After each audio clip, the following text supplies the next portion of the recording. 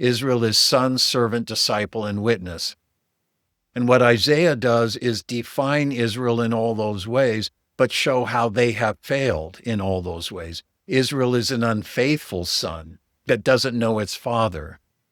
Israel is an unfaithful servant. Israel has followed after other masters, other gods. Israel has not been faithful to its master, to its God. And Israel has had stopped ears. They don't listen. They're an unfaithful, they're really a worthless disciple. And so ultimately, then Israel has not been a witness according to its Abrahamic election. It has not been the witness of Yahweh to the world. It has actually stood with the world in solidarity, as people alienated and estranged from the God of all mankind. They have joined the nations in actually reviling and blaspheming and being contrary to God. They haven't brought the nations to God. They've joined the nations in standing against God. And out of that indictment of Israel comes these 4 servant songs. They're short poems. There's one in chapter 42 of Isaiah, 49, 50, and then the end of 52 into 53. And I think we all know Isaiah 53, the suffering servant passage. Everybody recognizes that as messianic. But that's the 4th of the 4 servant songs. And what those servant songs do is they talk about how God is going to raise up a servant, Israel,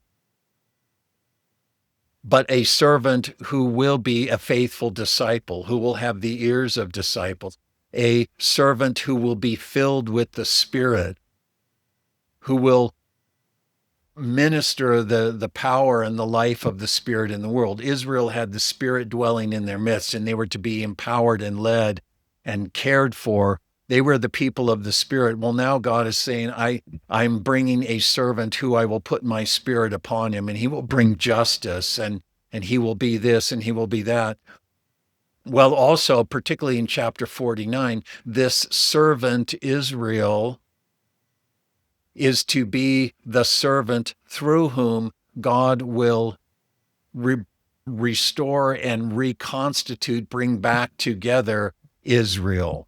You are my servant Israel, in order that through you I might restore Israel. But it's not enough that you should be my servant on behalf of the preserved ones of Israel and Judah.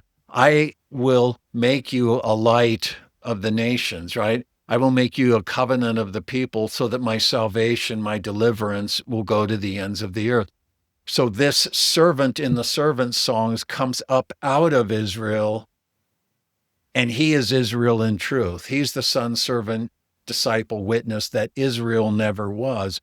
But God will use this servant that comes out of Israel to restore and reconstitute Israel, so that now Israel can fulfill its Abrahamic mandate to be the light of the nations.